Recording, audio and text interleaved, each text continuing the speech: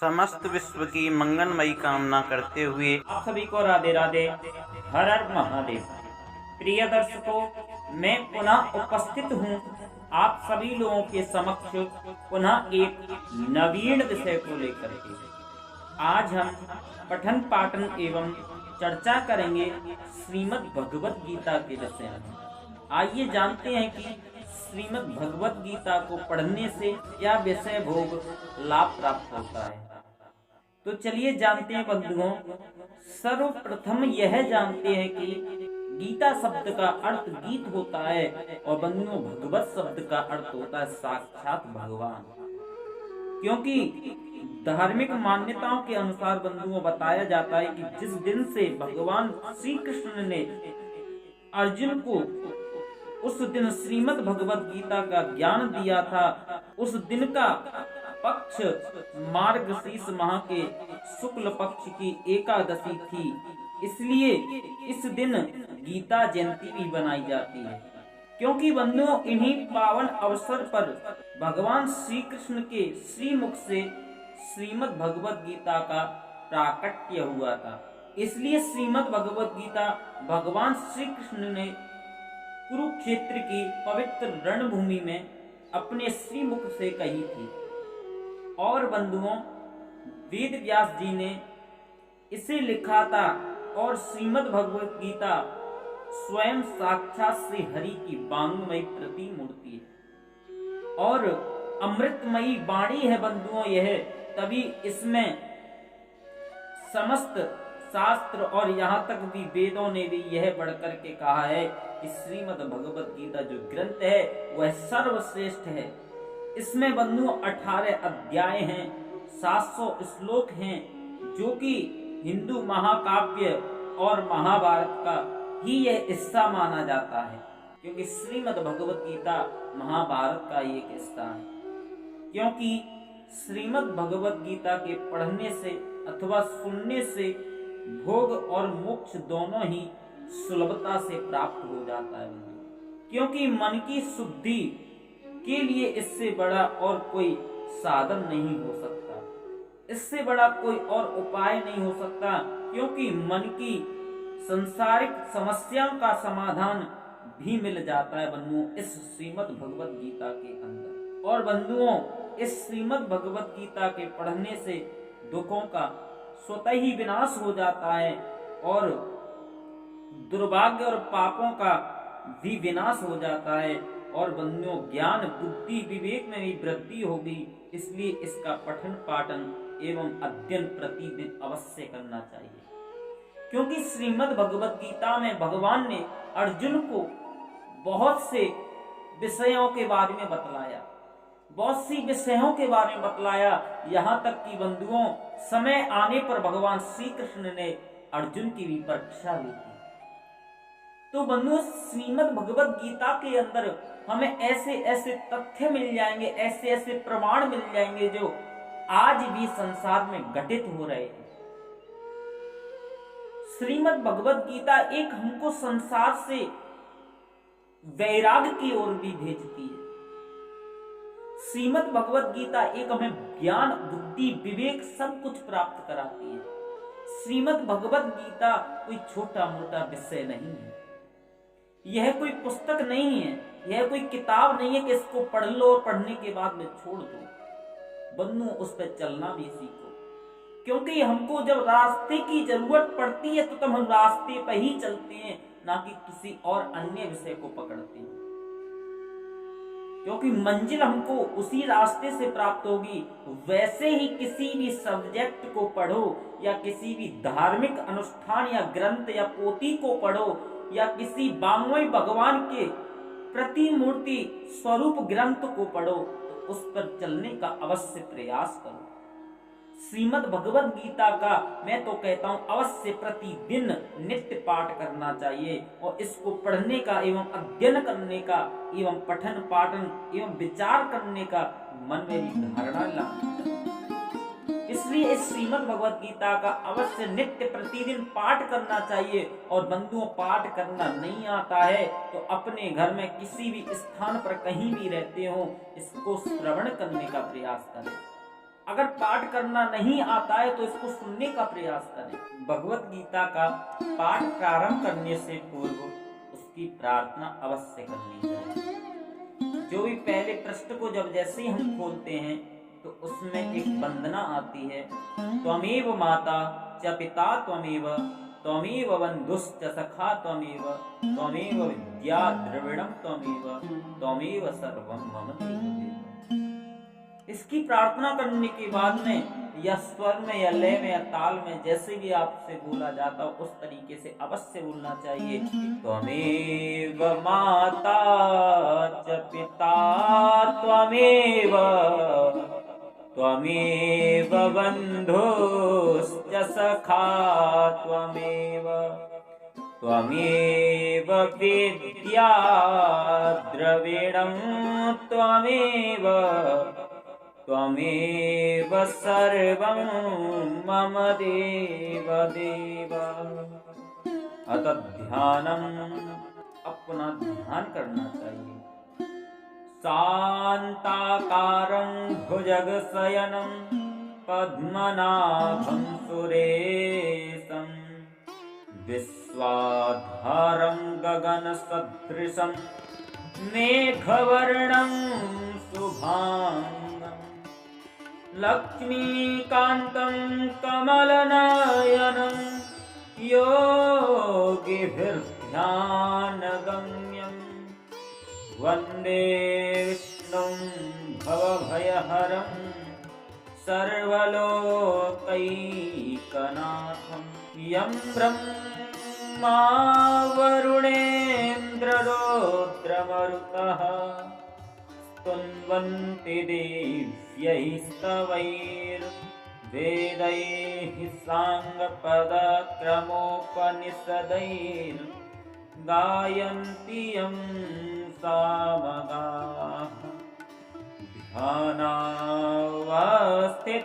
ध्यानावस्थिततद्गतेन मनसा पश्यन्ति यं योगिनो, यस्यान्तं न विदुः सुरासुरगणा, देवाय तस्मै नमः। ऐसे प्रार्थना करने के बाद में फिर हमको पाठ प्रारंभ करना चाहिए। बंधुओं, पाठ प्रारंभ करने से पूर्व और भी क्रियाएं होती हैं, जैसे कि पवित्रीकरण, आचमन, आसन शुद्धि, पवित्री धारण, तिलक धारण, शिखावंदन, अंगन्यास इत्यादि अनेक क्रियाएं करने के बाद में हमको फिर अपना पाठ प्रारंभ करना चाहिए। तो बंधुओं, चलिए प्रारंभ करते हैं अपनी विषय को। ओम श्री परमात्मने नमः। श्रीमद्भगवद्गीता अथ प्रथमोऽध्यायः। धृतराष्ट्र उवाच धर्मक्षेत्रे कुरुक्षेत्रे समवेतायुत्सवः मामकाः पाण्डवाश्चैव किम कुर्वत सञ्जय। सञ्जय उवाच दृष्ट्वा तु पाण्डवानीकं व्यूढं दुर्योधनस्तदा आचार्यमुपसंगम्य राजा वचनमब्रवीत् पश्यैतां पाण्डुपुत्राणामाचार्यमहतीं च मूं व्यूढां द्रुपदपुत्रेण तव शिष्येण धीमता अत्र शूरा महेश्वासा भीमार्जुनसमायुधि युयुधानो विराटश्च द्रुपदश्च महारथः धृष्टकेतुश्चेकितानः काशीराजश्च वीर्यवान् पुरुजित् कुन्तिभोजश्च शैव्यश्च नरपुङ्गवः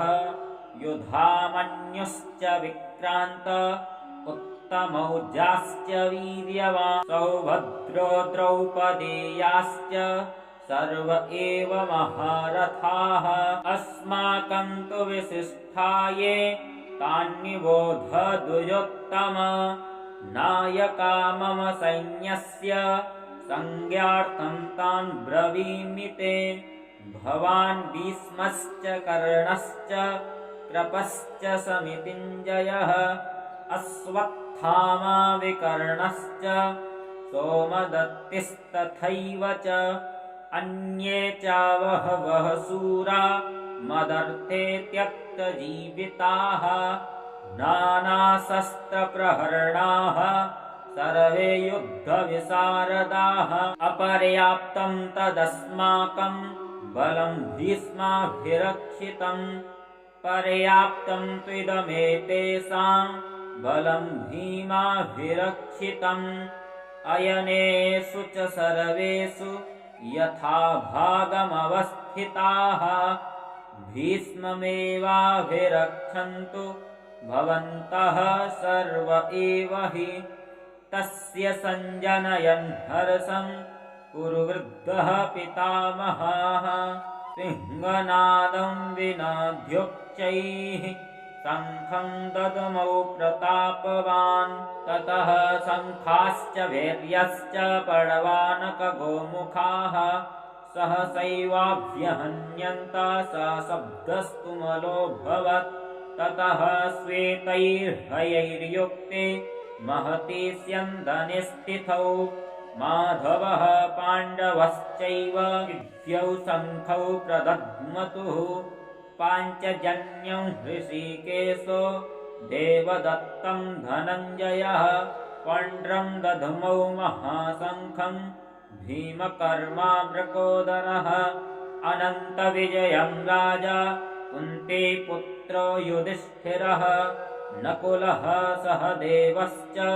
सुघोषमणिपुष्पकौ काश्यश्च परमेश्वासः शिखण्डी च महारथः धृष्टद्युम्नो विराटश्च सात्यकिश्चापराजितः द्रुपदो द्रौपदेयाश्च सर्वशः पृथिवीपते सौभद्रश्च महाबाहुः शङ्खं दद्मुः पृथक् पृथक् सघोषोद्धार्तराष्ट्राणां हृदयानि व्यदारयत् नवश्च पृथिवीं चैव तुमुलो व्यनुनादयन् अथ व्यवस्थितान् दृष्ट्वा धार्तराष्ट्रान् कपिध्वजः प्रवृत्ते शस्त्रसम्पाते धनुरुद्यम्य पाण्डवः ऋषिकेशं तदा वाक्यमिदमाह महीपते अर्जुन उवाच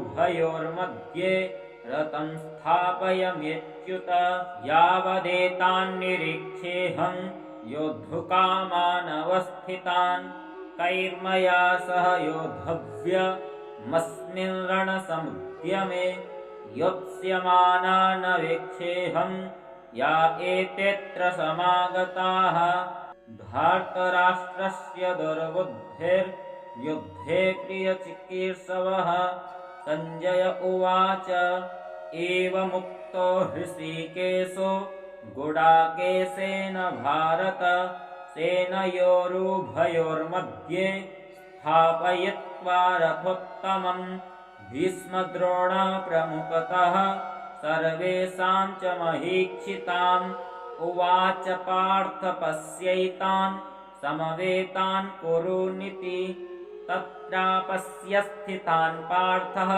पितॄनथ पितामहान् आचार्यान् मातुलान् भ्रातॄन् पुत्रान् पौत्रान् सखींस्तथा स्वसुरान् सुहृदश्चैव सेनयोरुभयोरपि तान् समीक्ष्य स कौन्तेयः सर्वान् बन्धूनवस्थितान् कृपया परयाविष्टो विसीदन्यदमब्रवीत् अर्जुन उवाच दृष्ट्वेवं स्वजनं कृष्ण यशस्सुं समुपस्थितं सीदन्ति मम गात्राणि मुखं च परिशुष्यति वेपतुश्च शरीरे मे रोमहर्षश्च जायते गाण्डीवं संसते हस्तात् त्वक्चैव परिदह्यते न च शक्नोम्यवस्थातुं भ्रमतीव च मे मनः निमित्तानि च पश्यामि विपरीतानि केशव न च श्रेयोऽनुपश्यामि हत्वा स्वजनमाहवे न काङ्क्षे विजयं कृष्ण न च राज्यं सुखानि च किं नो राज्येन गोविन्द किं भोगैर्जीवितेन वा येषामर्थे काङ्क्षितं नो राज्यं भोगाः सुखानि च त इमेव स्थिता युद्धे प्राणास्त्यक्त्वा धनानि च आचार्यः पितरः पुत्रास्तथैव च पितामहाः मातुलाः ससुराः पौत्राः स्यालः सम्बन्धिनस्तथा एतान्न हन्तुमिच्छामि ज्ञातोऽपि मधुसूदन अपि त्रैलोक्यराज्यस्य हेतोः किं नु महीकृते निहत्य धार्तराष्ट्रान्नः का प्रीतिः स्याज्जनार्दन पापमेवाश्रयेदस्मान् हत्वैतानाततायिनः तस्मान्नार्हा वयं हन्तुं भारतराष्ट्रान् स्वबान्धवान् स्वजनं हि कथं हत्वा सुखिनः स्याम माधव यद्यप्येतेन पश्यन्ति लोभोपहत चेतसः कुलक्षयकृतं दोषं मित्रद्रोहे च पातकं कथं न ज्ञेयमस्माभिः पापादस्मान्निवर्तितुं कुलक्षयकृतं दोषं प्रपश्यद्भिर्जनार्दन कुलक्षये प्रणश्यन्ति कुलधर्माः सनातनाः धर्मे नष्टे कुलं कृष्ण मधर्मोऽभिभवत्युत अधर्माभिभवात् कृष्ण प्रदुष्यन्ति कुलस्त्रियः स्त्रीषु दुष्टासु वार्ष्णेय जायते वर्णसङ्करः सङ्करो नरकायैव कुलघ्नानां कुलस्य च पतन्ति पितरो येषां लुप्तपिण्डोदकक्रियाः दोषैरेतैः कुलघ्नानां वर्णसङ्करकारकैः उत्साध्यन्ते जातिधर्माः कुलधर्माश्च शाश्वताः उत्सन्नकुलधर्माणां मनुष्याणां जनार्दन नरके नियतं वासो भवतीत्यनुशुश्रुमा अहो बत महत्पापं कर्तुं व्यवसिता वयं यद्राज्यसुखलोभेन हन्तुं स्वजनमुद्यताः यदि मामप्रतीकार मा शस्त्रं शस्त्रपाणयः